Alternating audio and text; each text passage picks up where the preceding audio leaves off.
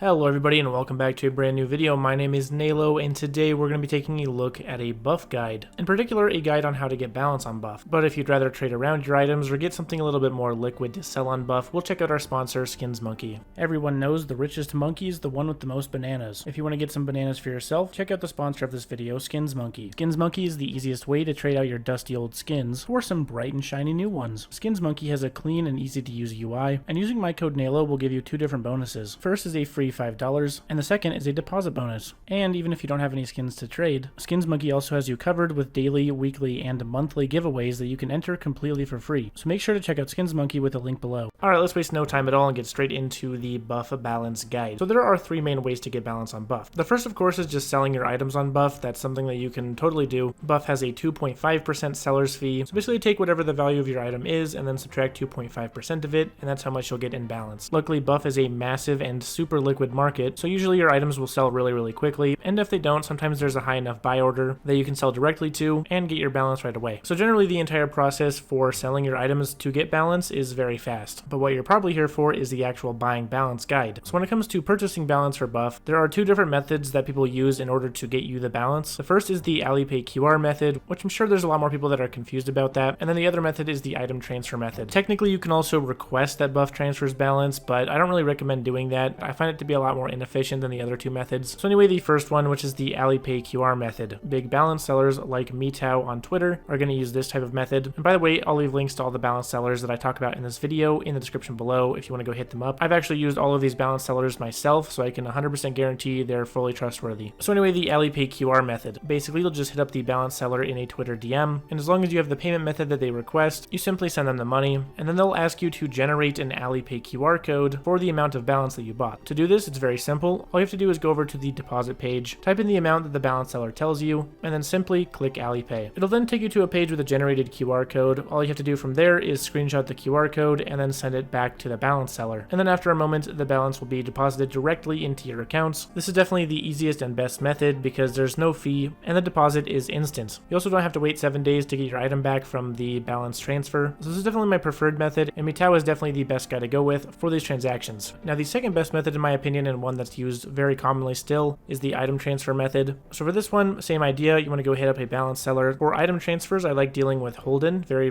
nice guy. Essentially, you'll do the same thing as the first method, just hit him up and pay them, and then they'll tell you how much to list your item for. Now for this method, things get a little bit more tricky because you have to pick the proper item that you can actually list for the amount. Generally speaking, older souvenir skins work pretty well for this. Buff actually doesn't allow you to list certain items at certain price levels, so your item has to be special in order to list it high enough. DreamHack 2014 souvenirs or Cato 15 souvenirs usually work pretty well for this, and those items are allowed to be listed on buff for a much higher price than they usually go for. It's also not too terribly expensive to get a Cato 15 souvenir. You can get like a Cato 15 souvenir XM bone machine for like $5. Also, rare and expensive sticker crafts will always work as well. Keep in mind that after the 7 days, you're going to get your item back from the balance seller anyway, so even if your item is actually pretty valuable, it doesn't really matter because the balance seller will just send it back to you after 7 days. This method is definitely worse than the Alipay method though, because there's the added 2.5% seller fee on buff, so I do prefer the Alipay method for sure. And to finalize this guide, I'd like to go ahead and talk about some common terms that you're going to need to know. The first is Google rate, and this is pretty simple. It's just whenever you type in the RMB to USD conversion rate on Google, that's the rate that the seller is going to use to calculate. Sometimes people will say 1-to-1, and again, this is just a straight conversion. It essentially just means that the seller is just doing a 1-to-1 RMB for USD transfer. They're not requesting like a better ratio for RMB or anything like that. When the market's doing really well, and there's a lot of people using buff to buy buff balance, and it's in shorter supply, sometimes sellers will do different rates than 1-to-1, but generally speaking, you can usually get buff balance for a 1-to-1 rate. And quick side note, just in case you didn't know, the currency we're talking about here is actually Renminbi or yuan, not Japanese yen. Some people get that confused sometimes. Last thing is the fee breakdown during the transaction. So there's two different ways this can go. Either the person will say fees on me, which basically means that they're incurring all of the fees, both for the payment transfer on PayPal or whatever you're using, and on buff. Of course, the inverse of this is fees on you, which means that you have to incur the fees. And lastly, there is split fees, which basically just means that you are splitting the fees down the middle. So really pretty simple. Anyway guys, that's the guide. Thanks a lot for watching. If you enjoyed, be sure to leave a like on the video. Helps me immensely and costs you absolutely nothing. Be sure to subscribe to my channel for the best CS2 content and guides out there. Check out my Discord server and my Twitter if you have any further questions. I answer all your questions completely for free. And check out Skins Monkey. Thanks guys, see you next time.